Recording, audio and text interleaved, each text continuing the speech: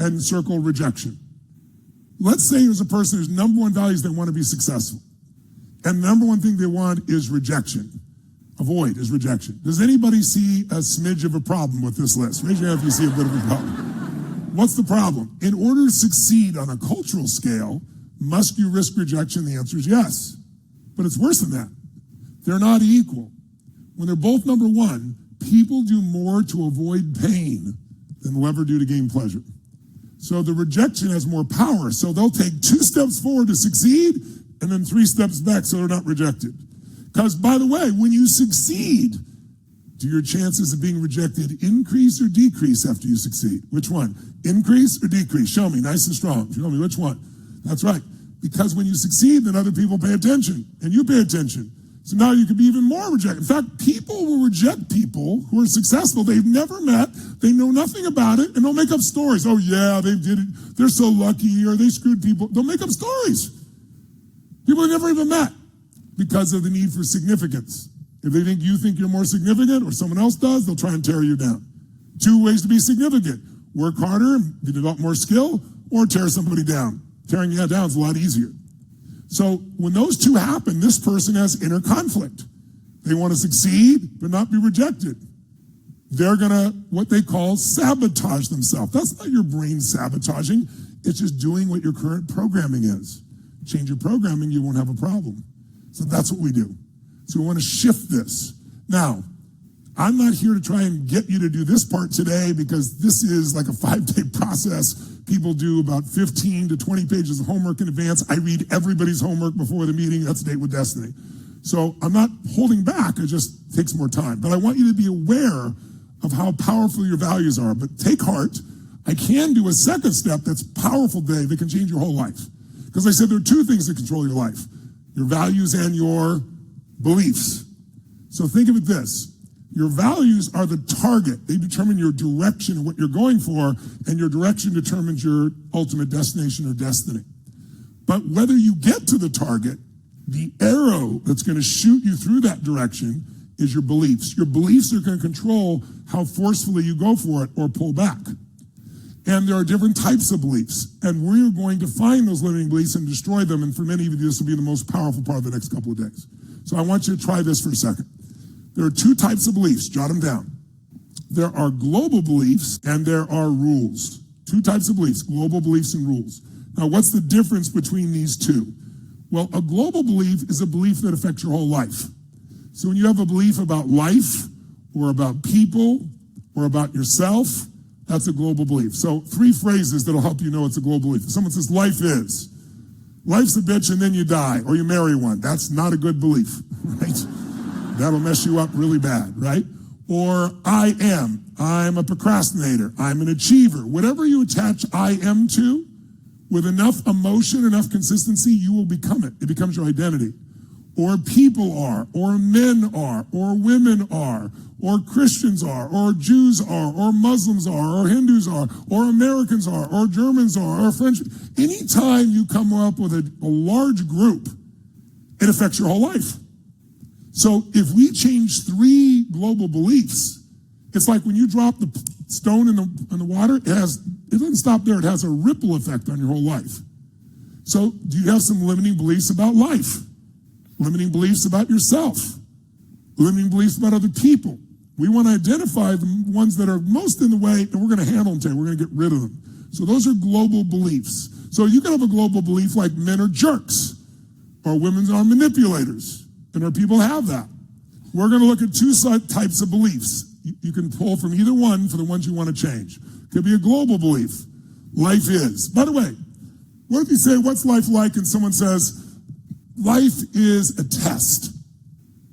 If life is a test, jot in the chat what life is like. If you believe life is a test, then what's life like for that person? If life is a test, it's hard, it's challenging, you could lose, you're being graded, it's stressful, right? Stressful, you pass or fail, it's a struggle, okay? Someone says, I'm going to succeed because I'm good at tests. That's good, very nice. That's interesting, that's their belief. Now, what if it's not a test? What if life is a gift? Then what's life like? Shout it down. First thing comes to you. If life is a gift, what's life like? Oh, it's fun, it's beautiful, it's joyous, it's playful. Wow, the people are typing so fast, the numbers going, joy, it's nice, it's beautiful, great. What if life is a battle? Then what's life like? Jot it down. If life's a battle, what's it like? It's hard, it's warful, it's horrible. You can fail, it's miserable, it's full of risks, it's depressing, it's intense, it's a struggle. What if life is sacred? Then what's life like? Life is sacred. Life is gentle, it's blessed, it's beautiful, it's honorable, it's precious, it's divine, it's meaningful.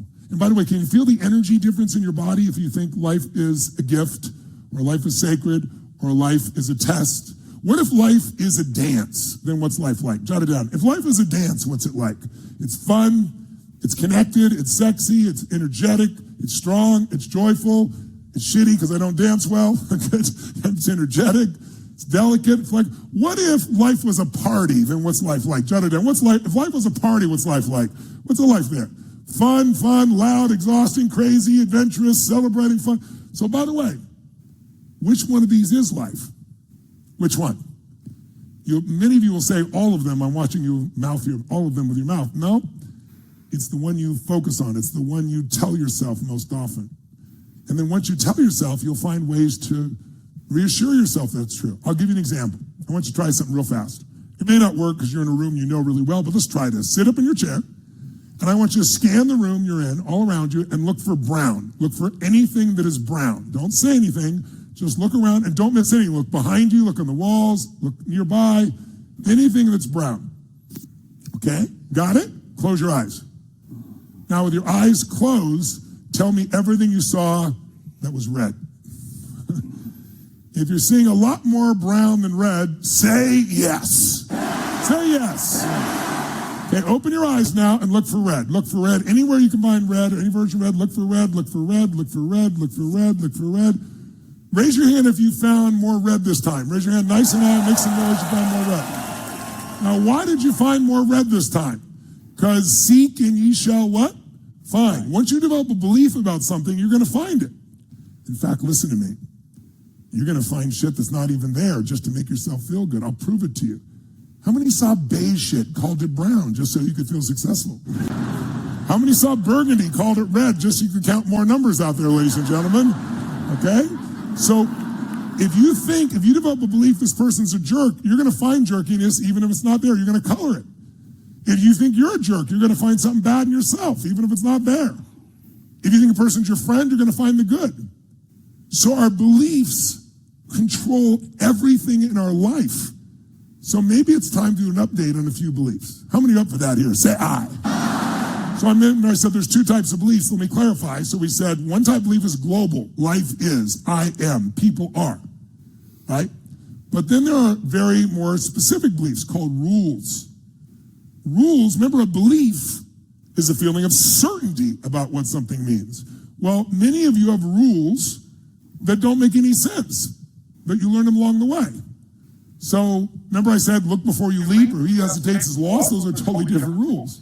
Or the example I gave earlier, some people think I could never make more money than my parents or it will humiliate them. Now their parents don't think that, but that person thinks that. And since they have this belief, it's a rule. I should never make more than my parents, and they never do. Or there's the glass ceiling, so I can never achieve what I want because I'm a woman, versus bullshit. I can make anything happen. The belief is self-fulfilling. Raise your hand if you follow this. It makes sense to you. Say aye. So some people's rules are like, if you love me, then you'll never raise your voice.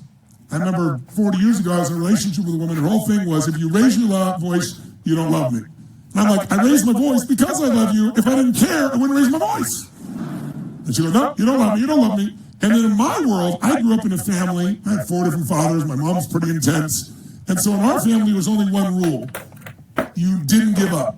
You could say anything, do anything, but you stayed in the room until it was all resolved. In her family, if someone raised the voice, the only way you kept self-respect is get up and leave. Can you imagine those rules colliding? It was horrific. But a rule, people believe their rule. How many of you have rules that probably contradict themselves if you're really honest with yourself inside, like how you're supposed to be? So we're going to see if there's any rules. Rules are language if-then. If you love me, then you won't raise your voice. If I earn too much, people will judge me, so I won't earn so much. If I lose weight, then, people will be threatened by me. Whatever. If then. Okay? So here's what I'm going to ask you to do. I'd like you to stand up real quick. Stand up if you would. Stand up nice and tall. Shake your body out. Shake it out. Shake it out. And you're going to stand up and grab your notebook with you. Your notebook, or whatever you're going to write on. Your iPad, whatever you're using. And here's what I'm going to do. Shake your body out a little bit. Shake it out.